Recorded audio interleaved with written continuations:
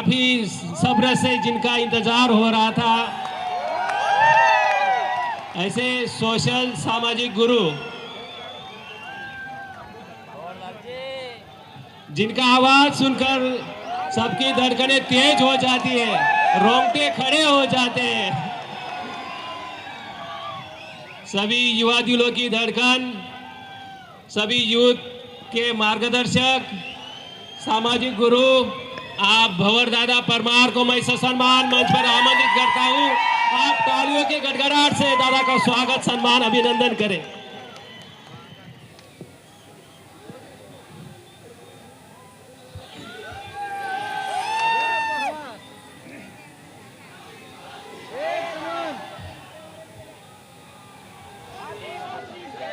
जय जोहार दोस्तों, जय जोहार। आशा करूंगा कि आप आसपास में जो जहां तक मेरी आवाज जा रही है, वे बाहर साथी नाच रहे हैं, वे भी पंडाल में आ जाए। आप लोग जो इधर उधर सुन रहे हैं, वो जो बाजे बज रहे हैं उनको भी थोड़ा रुकवाएंगे तो अच्छा होगा। मेरा गला वैसे बैठा हुआ है। कल सूरत महुआ में कार्यक्रम था, वहां पर भी अभी जो पंडाल में जितने लोग हैं उससे ज्यादा लोग थे, और वहां भी पौन घंटा बोल के आया हूं मैं। तो मैं कुछ जरूरी बातें आपके बीच में शेयर करना चाहता हूं, तो आप ध्यानपूर्वक सुनेंगे तो अच्छा होगा। दोस्तों, अभी हमने पूरे देश भर से आए हुए हमारे समाज के एक्टिविस्ट को सुना, और आप लोगों ने मेरे मंच पर आने पर आप लोगों ने इतना उत्साह मुझे भी दिया और आप में भी है।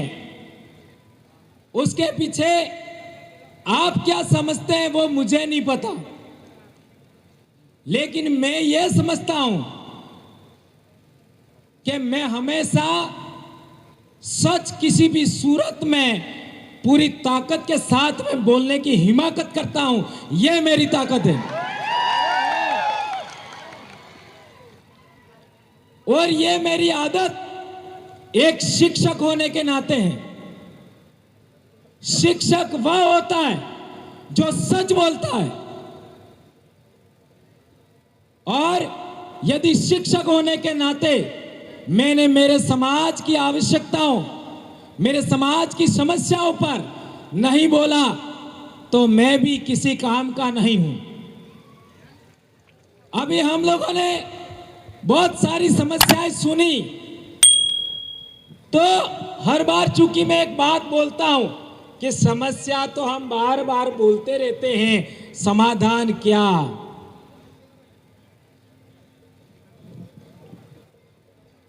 क्या? तो कई लोग ऐसा मानते हैं कि भंवरलाल जी का समस्या समाधान का एक ही आइडिया है, और वह है पॉलिटिक्स।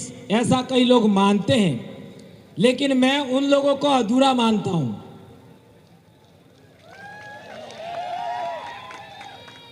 अधूरा मानता हूं।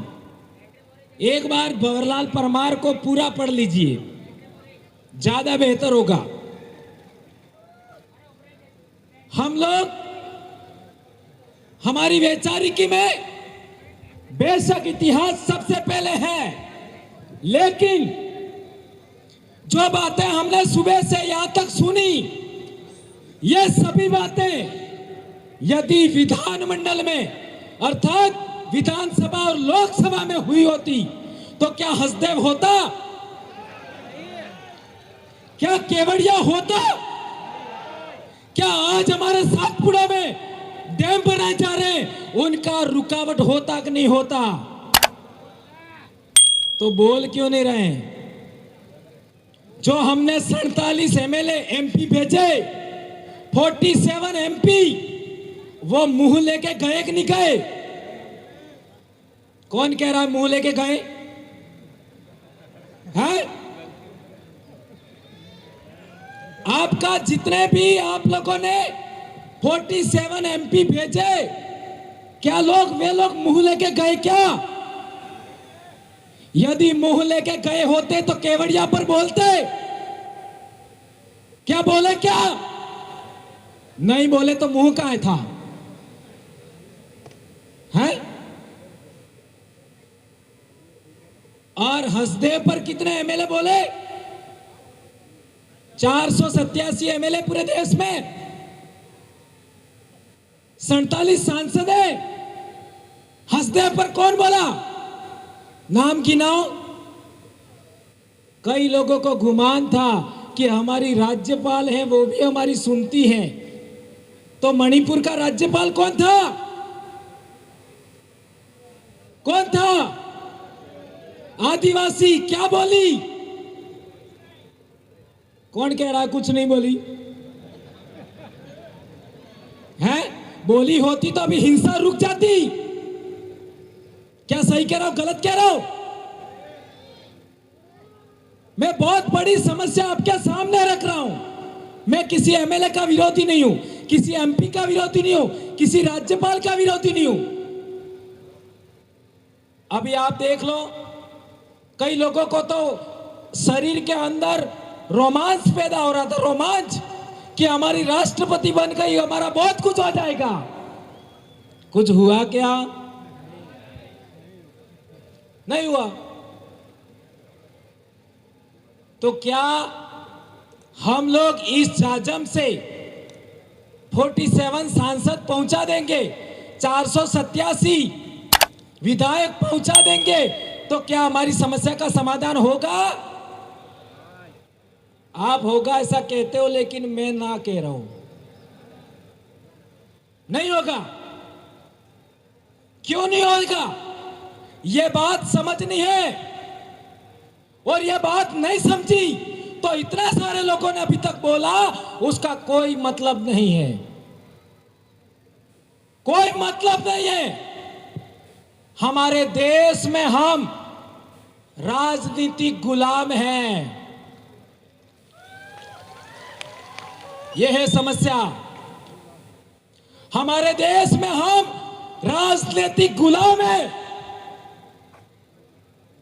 और राजनीतिक गुलाम है तो राजनीतिक आजादी चाहिए।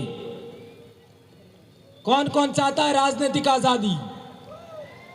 क्या बात कर रहे हो आप? इतने लोग राजनीतिक आजादी चाहते हो, और आपके विधानसभा में आपकी कोई आवाज उठाने वाला नहीं है, तो समस्या कहां है? एक बात, राजनीतिक गुलामी।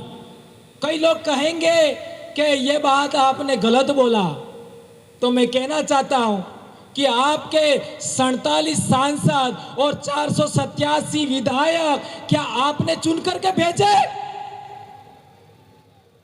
क्या आपने चुन करके भेजे? तो हाँ, चुने तो आपने, पर क्या आपने सेलेक्ट किए? आपने सेलेक्ट नहीं किए, यह है समस्या। जब नेता आपका है, आपके समाज का है, आपके सीट से जा रहा है, आपका आरक्षण से जा रहा है, तो उसका सिलेक्शन आपको करना चाहिए था। आपको सिलेक्शन का अधिकार नहीं दिया। कब नहीं दिया? 1951-52 में हमारे डूंगरपुर जिले के अंदर एक सीट पर 2 विधायक थे। एक आदिवासियों का विधायक था, एक सामान्य वर्ग का विधायक था। सही कह रहा हूं, गलत कह रहा हूं? हमारे डूंगरपुर के ये प्रदेश अध्यक्ष जी, सही कह रहा हूं, गलत कह रहा हूं? हमारे डूंगरपुर में 1951 में 2 विधायक थे, एक सीट पर। एक आदिवासी विधायक था, एक विधायक सामान्य वर्ग था। यह व्यवस्था थी। और उससे पहले हम चाहते हैं तो पुनः पैक्ट करार हुआ 1932 में। तब हमारे देश में जो डेमोक्रेसी आ रही थी, उस डेमोक्रेसी पर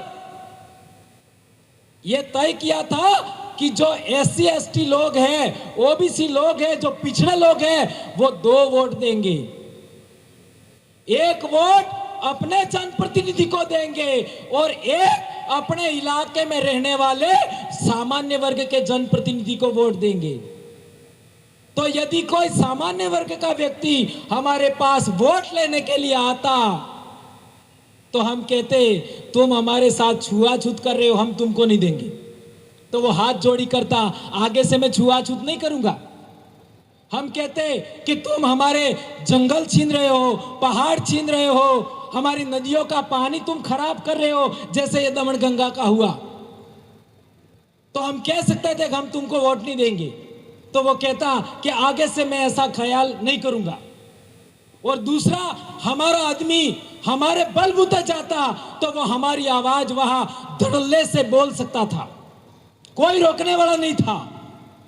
तो आज 1951-52 के बाद हमारे देश में आदिवासियों पर पूना पैक्ट थोप दिया और इसकी वजह से आदिवासियों का नेता कौन होगा ये सेलेक्ट करने का पावर पार्टियों के हाईकमांड के पास में है।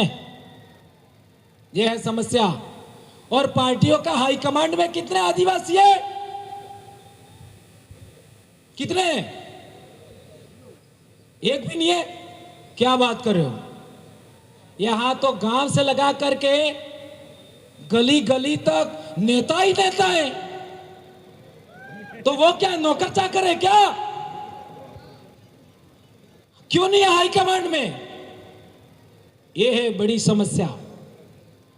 हमारे समाज पर जो वो लोग जो भारत के आदिवासी नहीं है, इंडिजिनस पीपल नहीं है, वो है हाईकमांड में। अब उनके पास तुम टिकट मांगने जाओगे तो तुम्हारा क्या होगा? जो बोलने वाला उसको कभी टिकट नहीं मिलेगी, लिख लो। जो लड़ने वाला उसको कभी टिकट नहीं मिलेगी, लड़ लो। और मेरे को तो चुनाव लड़ना ही नहीं है, मेरा क्या जा रहा है? मेरे को तो तुमको लड़वाना है और तुम नहीं बोलोगे तुमको पीटूंगा। हमारे 3 लोग बोले यदि वो मैं चाहता हूं या फिर हमारा समाज चाहता है या हमारे इलाके के कार्यकर्ता चाहते वैसा नहीं बोलेंगे, इनको यही पीट डालेंगे हम। तो वो बोले आपके वाले वो कब बोलेंगे? कब बोलेंगे? यह है बड़ी समस्या। धन्यवाद।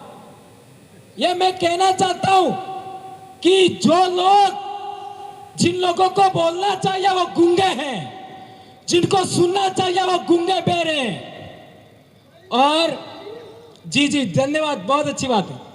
और मैं एक बात कहना चाहता हूं, 4.5 साल तक तो हम लोग क्या करते हैं? समाज का जन जागरण करते हैं कि हमारा ये होना चाहिए, हमारा वो होना चाहिए।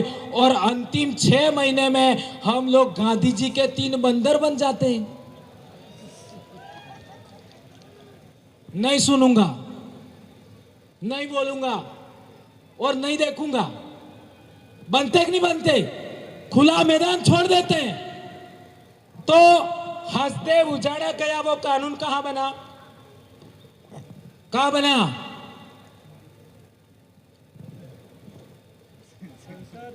संसद में बना। और संसद में तुम्हारी आवाज उठ ही नहीं रही है। ये केवड़िया में आपका नोटिफाइड एरिया बना, वो कानून कहां बना? गांधीनगर में। गांधीनगर में तुम्हारा बोलने वाला कोई है ही नहीं। तो जहां बोलना चाहिए वहां कोई नहीं है तुम्हारा। और यहां पर हम बड़ी बड़ी बातें कर रहे हैं। तो इस समस्या का समाधान करना या ना करना, 70 साल से हमें क्या करना चाहिए, क्या नहीं करना चाहिए, ये भ्रम ही दूर नहीं किया हमने। इसलिए समस्याएं बहुत सारी हैं, समाधान संभव है, लेकिन सही रास्ता तो चुने। सही रास्ता ही नहीं पकड़ा अभी तक। जब सही रास्ता नहीं पकड़ा तो समाधान कैसे होगा? कई लोग पहले पहले मेरे को कहते थे कि भंवर जी को भी चुनाव लड़ना है इसलिए वो ऐसा बोलते। मेरे को हर बार बोलना पड़ता है मैं कभी नहीं लड़ूंगा। मैं एक शिक्षक हूं और शिक्षक का जो धर्म होता है वो शिक्षक करेगा। भारत देश के अंदर 47 विश्वविद्यालय थे भारत में, पूरी दुनिया के लोग पढ़ने के लिए आते थे। आज हालात क्या है शिक्षा का? भारत देश में अंदर इकोनॉमी 37% थी ईस्वी सन के आसपास, आज 6-7 पर दौड़ रही है। हमारा हुक्मरान हमको मारने के लिए बैठा है और हम तलवे चाट रहे हैं हुक्मरान के है? और हम तो कह रहे हैं हमारी कांग्रेस आई है। आई का मतलब नहीं समझे? कई लोग कहते हैं भाजपा हमारी आई है। अरे कांग्रेस भाजपा तुम्हारी आई है तो तुम्हारी ओरिजिनल आई जिसने तुमको 9 महीने पेट में रखा, उसका क्या?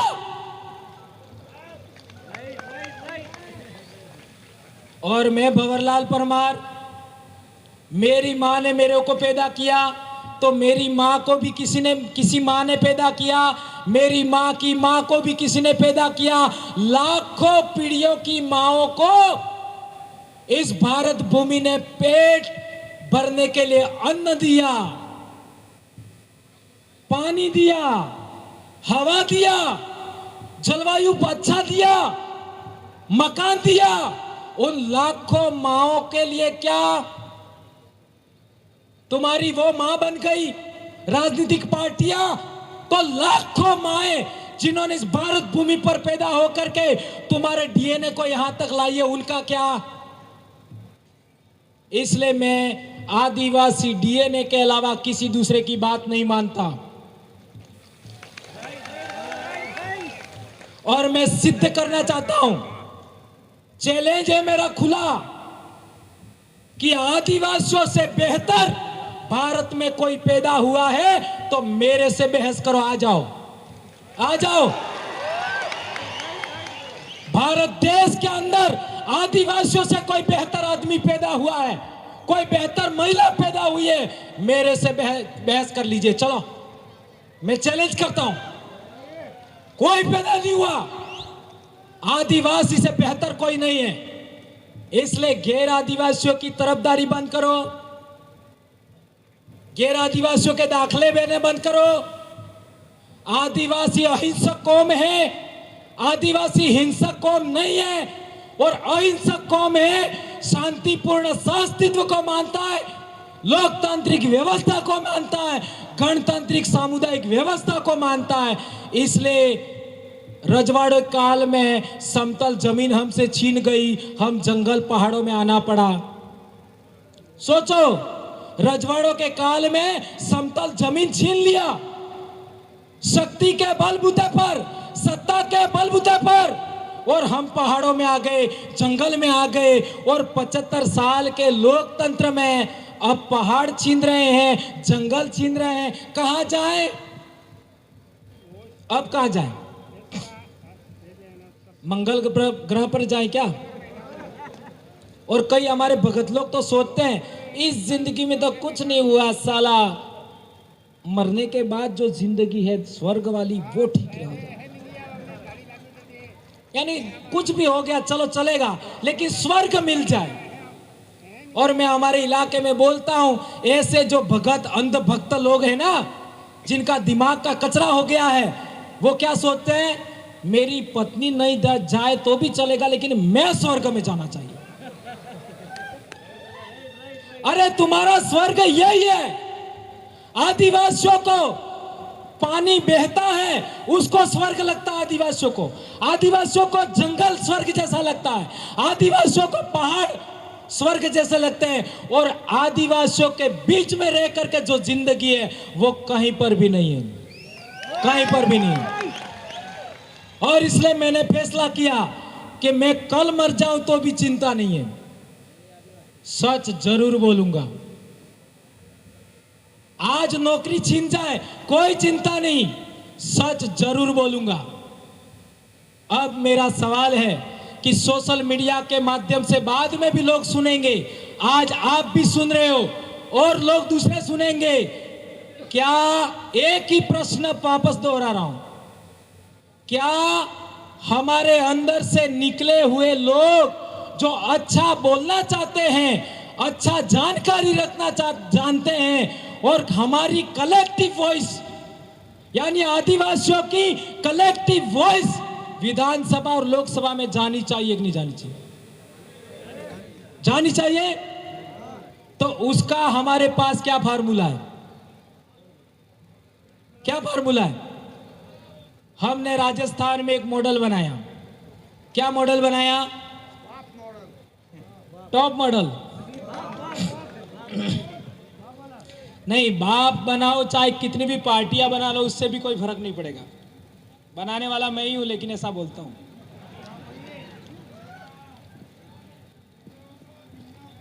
पचास संगठन बना लो, 50 पार्टियां बना लो, कोई फर्क नहीं पड़ेगा। जाओ लिख लो, मैं कह रहा हूं। ये मैं आ गया इस शब्द, इसको गलत वे मत लेना। कोई फर्क नहीं पड़ेगा, कितनी भी पार्टियां बना लो, कितने भी संगठन बना लो, कोई फर्क नहीं पड़ेगा। पब्लिक के हाथ में नेता की कमान देनी पड़ेगी। अभी हमारे लोकसभा का चुनाव आ रहा है, हमारे इलाके में बांसवाड़ा का रेफरेंस देख लूं तो बांसवाड़ा में लोकसभा का हमारा कौन चुनाव लड़ेगा तो 728 लोग वोट देंगे। जो जीता वो चुनाव लड़ेगा। 728। हाँ, तीन बड़े शहर हैं, बांसवाड़ा, डूंगरपुर और सागवाड़ा। वहां से 10-10 लोग और बाकी लोग है वो हर एक पंचायत से एक आदमी वोट देगा। बराबर? तो क्या होगा? जो आदमी वहां जाएगा वो इन सभी का कलेक्टिव वॉइस होगा। अभी हमारे ये 3 आदमी यहां पर आए हैं चुनाव जीतने के बाद। यदि किसी गांव में हैंडपंप भी लगाना है, किसी गांव में सीसी रोड भी बनाना है, तो हमारी ग्राम पंचायत की ग्राम एकीकरण समिति होती है और वो ग्राम एकीकरण समिति के लेटर हेड पर लिख के देंगे, गांव के 25-50 लोग मिलकर के साइन करके कि यहीं पर हेडपंप लगाना है, यहीं पर सीसी रोड बनाना है, यहाँ पर तालाब बनाना है, यहाँ पर एनीकट बनाना है, यहाँ कुआं खोदना है। वही काम होगा, वही होगा। और यदि वो एमएलए ने नहीं किया तो उसको समय पहले भी हम वापस ले सकते। इतना बड़ा मामला है। मेरे छोटे भाई ने चिट्ठी भी दे दिया है। लेकिन ये समस्या, इस समस्या को खड़ी नहीं छोड़ सकते। इस समस्या का समाधान करना पड़ेगा और ये समाधान का हम लोगों ने जो फार्मूला बनाया है वो फार्मूला पूरे देश के आदिवासियों में जाना चाहिए। अभी हमारा संगठन 6 राज्यों में पहुंच चुका है। अभी आंध्र प्रदेश के जो पदाधिकारी बनाए वो रिटायर्ड आईएएस हैं। रिटायर्ड आईएएस पिछले चुनाव गुजरात में हुआ, वही पर्यवेक्षक थे गुजरात में, आंध्र प्रदेश से रिटायर्ड आईएएस हैं। उनको जिम्मेदारी दिया है और हम पूरे देश में संगठन को पहुंचाएंगे, तब तक छोड़ेंगे नहीं। और जो नहीं बोल रहे वहां जाकर के उन सब का इलाज करेंगे नहीं, करवाएंगे आपके हाथ से ही। ठीक है मेरे भाइयों? इसलिए मेरी बहन भी आ गई। कुछ गलत बोल दिया हो तो माफी चाहूंगा। नहीं, प्रोटोकॉल को फॉलो करना पड़ेगा। ठीक है, एक पॉइंट और बोल देता हूं। एक थोड़ा पानी देंगे था। कालूराम दादा ने बोला मैं मर जाऊंगा तब तक बोलता रहूंगा।